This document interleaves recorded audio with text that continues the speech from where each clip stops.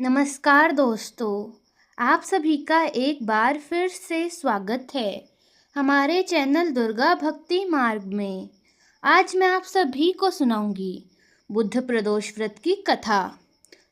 आज बुद्ध प्रदोष का व्रत है, यानी कि पौष माह के कृष्ण पक्ष की त्रयोदशी तिथि है और 3 बुधवार है, इसीलिए इसे बुद्ध प्रदोष व्रत भी कहा जा रहा है।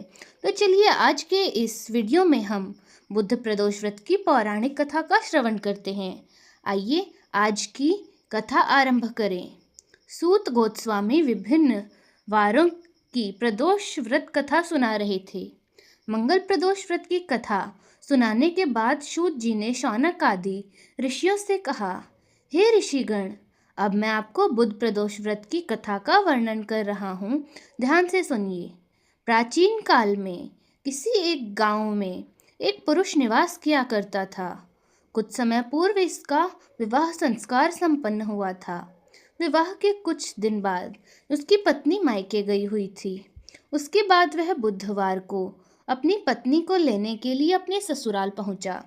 वह बुधवार के दिन पत्नी को विदा कराने के लिए पहुंचा था।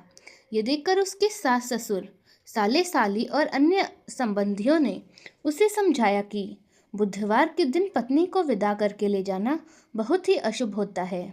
लेकिन उस जमाता ने सास से कहा, ऐसा कुछ नहीं होता, यह सब अंधविश्वास की बातें हैं।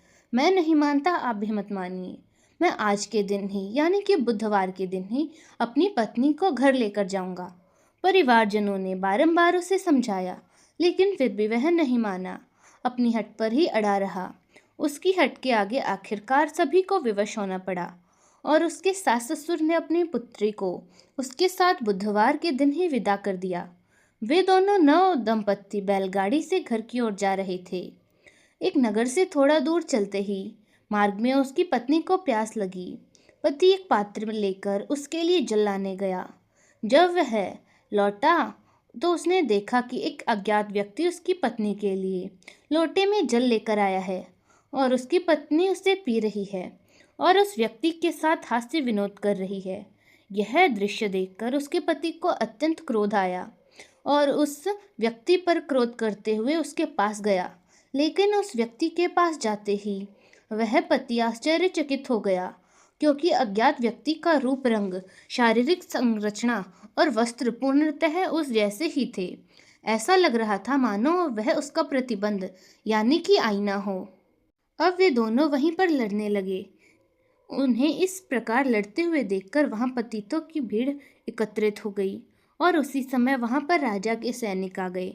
उस स्त्री से पूछने लगे कि बताओ, इनमें से कौन सा पुरुष तेरा पति है। एक समान 2 व्यक्तियों को देखकर वह नवविवाहिता धर्म संकट और असमंजस की स्थिति में आ गई, व्याकुल हो गई। मार्ग के मध्य में अपनी पत्नी को इस प्रकार ऐसी स्थिति में देखकर वह पुरुष भी व्यथित हो गया और मन ही मन भगवान शिव से प्रार्थना करने लगा कि हे महादेव, आप मेरी और मेरी नववधू पत्नी की रक्षा कीजिए। मैंने भूल की कि बुधवार के दिन ही अपनी पत्नी को विदा करवाकर यहाँ से घर ले जाने लगा। यह अवश्य ही मैंने अनुचित कार्य किया है। हे भोलेनाथ शंकर, मैं भविष्य में ऐसा अपराध कदापि नहीं करूँगा, मुझे क्षमा कर दीजिए। भगवान शिव ने उसकी प्रार्थना स्वीकार कर ली और उसी क्षण वह अज्ञात व्यक्ति वहां से अंतर्ध्यान हो गया। उसके बाद वह अपनी नववधू को लेकर सकुशल घर पहुंचा और उसी घटनाक्रम के बाद पति पत्नी दोनों ने विधि विधान से श्रद्धापूर्वक बुधवार पौष के व्रत का पालन किया। तो ये थी आज की बुद्ध प्रदोष व्रत की कथा। भगवान शिव की महिमा और उनके गुणगान को गाती हुई यह पौराणिक कथा आपको कैसी लगी, कमेंट्स में ज़रूर बताएं। धन्यवाद।